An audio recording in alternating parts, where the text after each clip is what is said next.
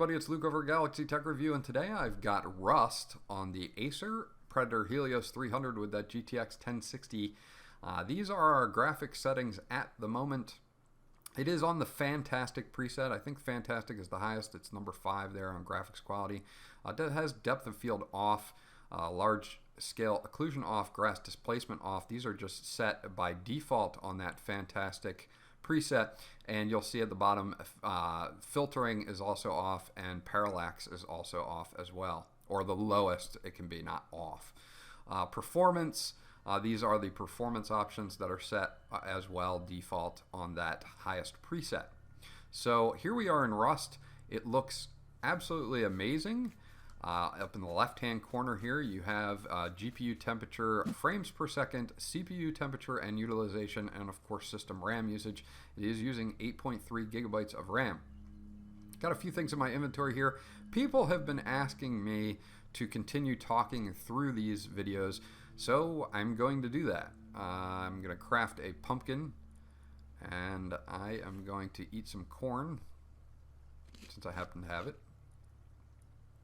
I've got some seeds here too, and I'm sure at some point I could plant these, but I haven't gotten that far into this game. I really have so many games going on that it's very difficult for me to get too far into one particular game. Another quick thing about Rust is it ever going to be out of early release? There's my pumpkin. It's been in early release for like almost 3 years now. I don't think this game is ever going to be a finished product. So, I don't know. It looks really, really good, this preset, as it should for the highest preset that you can make here. Thermals are holding up quite well. GPU is at 70C. CPU is about 77, 78 with 75% utilization. It jumps up to that 75% mark there. So you are using hyper-threading as you get over 50% on the i7. 8.3 gigabytes of system RAM out of 16. You do get some dips, as you just saw there. There was a momentary dip, or it dipped down to like 35 frames a second. And, you know, it's not a game-breaking dip.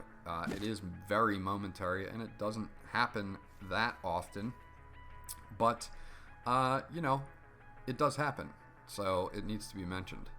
I'm going to craft a fire here. And I'll craft what else? Storage box? No, I'll craft a hammer.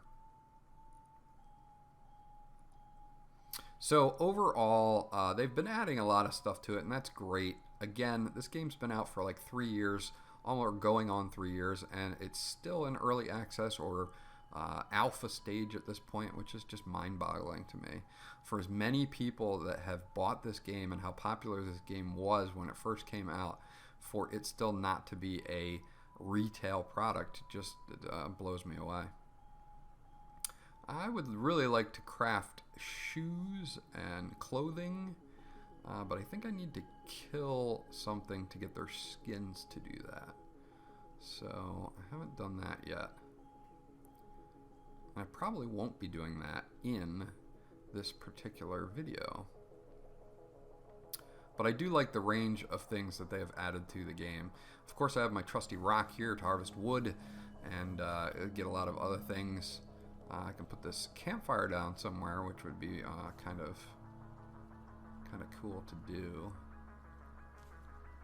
I gotta find a good spot for it. I can't do it here because it says the building is blocking it, so you gotta go over here. Oh, of course, I've got another building over here. There's buildings everywhere. Ooh, mushrooms. I'll take those. What else we got? Is that a pot plant? I'll take that pot plant. Hemp fibers. Ah, there's my cloth. Now I can actually make some clothes at some point. Hemp fibers for the win. Nothing like running around with some hemp clothing.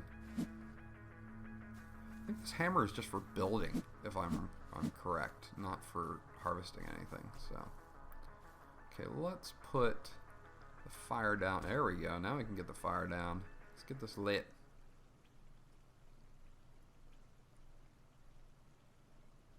All right, we got fire. Excellent. But you can see even the water textures look good. This high preset here is really, really nice. We're about 60 frames per second now, climbing back up to 60, 70, 80. There's a wolf. I'm going to hit it with a rock because that's all I got. Oh, I'm wounded. Oh, I'm dead. Well, there you go. That's Rust on the Acer Predator Helios 300. As you can see, frame rate's held in there, thermal's held in there pretty good. Overall, just a pretty good experience. A few dips here and there. These are our performance settings. And if we go back and we check our graphics settings, you'll see that we are at that highest preset, or graphics quality preset. Depth of field is off. Large scale occlusion is off. Grass displacement is also off. And at the bottom, filtering and parallax mapping are down at the lowest that they can possibly go. This was Luke from Galaxy Tech Review. If you want to see any other games on the Predator Helios 300, leave them in the comment section below. I'll get back to you as soon as possible. Remember to like, and if you haven't done so already, please subscribe because that always helps me out. And I'll check you guys out on the next video.